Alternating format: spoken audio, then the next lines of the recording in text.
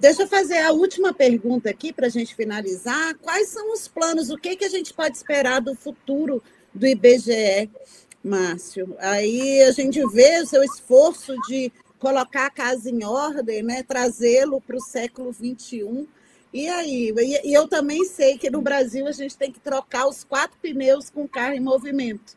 Aí eu queria que você falasse um pouco aí das suas perspectivas para o IBGE.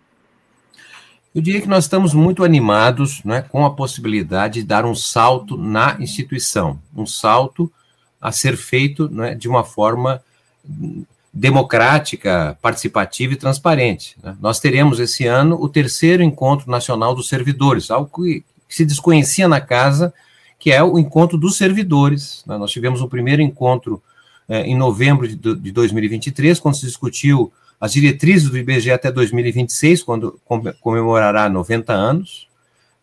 No ano passado, em maio, no aniversário do IBGE, a gente fez o 2º Encontro Nacional de Servidores, né, após debates internos em grupo de trabalho, em que se estabeleceu a necessidade de constituir o SINGED, o Sistema Nacional de Geociência e Estatística de Dados, que é essa integração dos vários bancos de dados, né?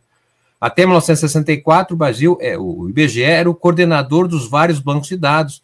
Havia o chamado, ainda há, o Anuário Estatístico, né, que continha todas as informações oficiais do país. Mas a partir, então, de 64, o IBGE vai perdendo a capacidade de coordenar as estatísticas e os dados oficiais, e aí tem uma proliferação de instituições que vão cuidar de bancos de dados específicos, né?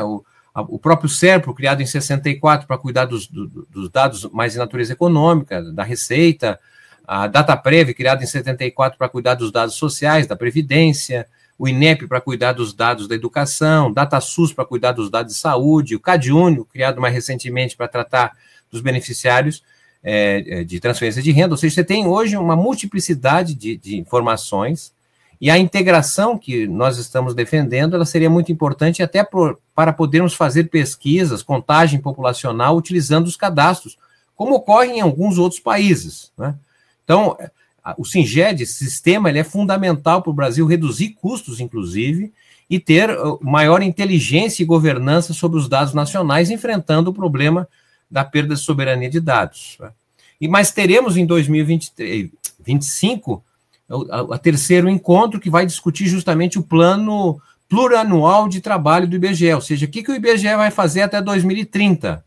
Quer dizer, nós vamos ter uma contagem populacional que não teve em 2015, faremos em 2026, né?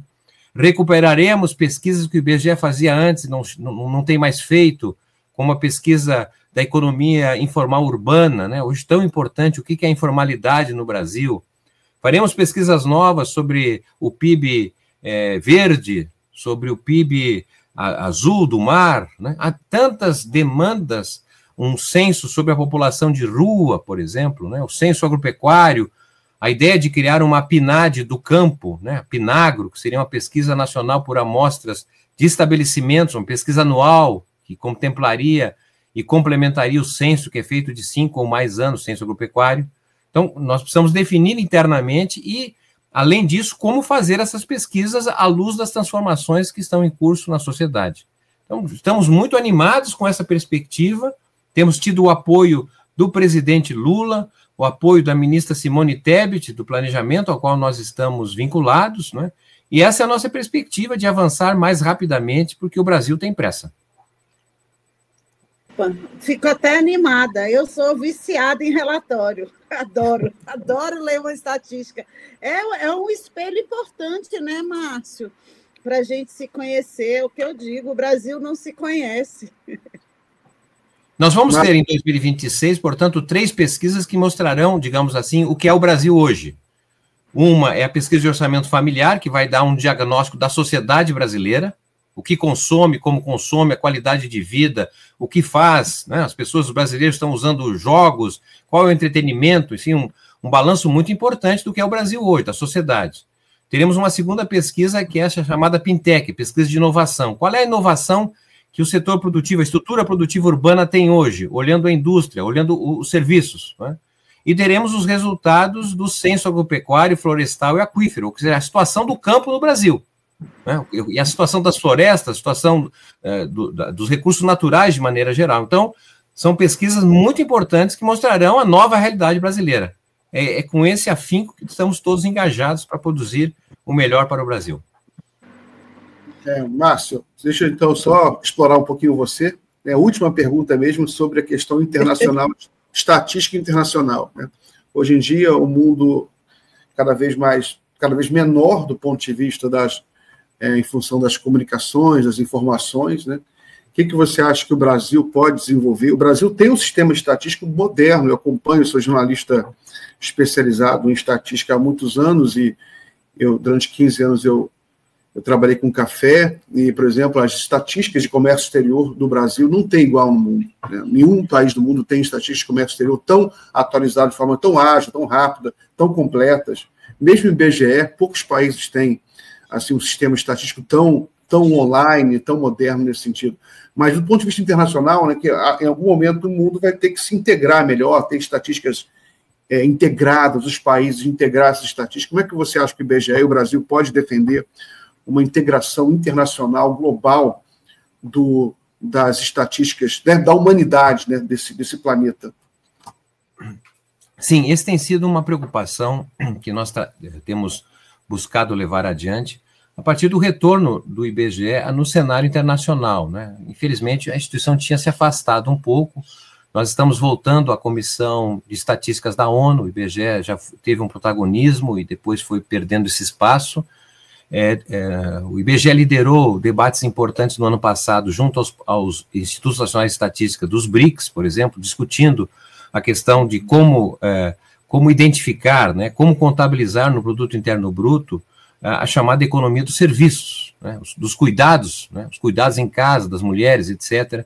Uma discussão sobre metodologia a respeito de moradores de rua. Isso não é um problema de país como o Brasil, mas também nos Estados Unidos, na Europa, vários países com situação de rua bastante avantajada, não é? Bom, e este ano o Brasil liderará, então, já está liderando os Institutos Nacionais de Estatística dos BRICS, né?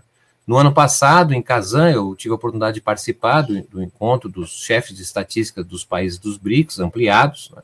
E pela primeira vez, o manifesto feito pelos chefes de Estado colocou a necessidade das estatísticas estarem atualizadas, né? Então, um passo importante, porque, em rápidas palavras, ou seja, desde que começou a haver a unificação, a homogeneização metodológica dos dados estatísticos, isso vai a partir de 1853, quando se realiza o primeiro Congresso Internacional de Estatística na Bélgica.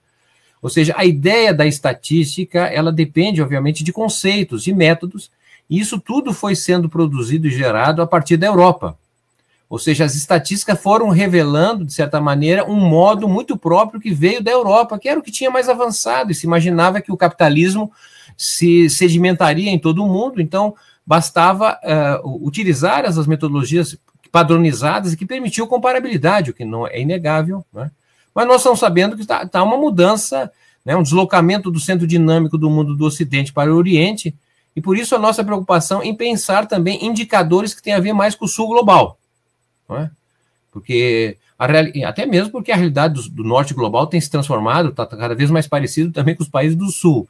Mas como o dinamismo econômico está 70%, né, da dinâmica econômica mundial vem dos países do Sul global, a nossa preocupação é de construir uma possibilidade de interpretar novos indicadores, né, a partir da realidade, da dinâmica do Sul global, aí considerando, evidentemente, a realidade tão distinta dos países do Sul global. Então, nós estamos com essa preocupação. Agora, em março, nós teremos uma reunião com os chefes de estatísticas para tratar melhor desta agenda dos países dos BRICS.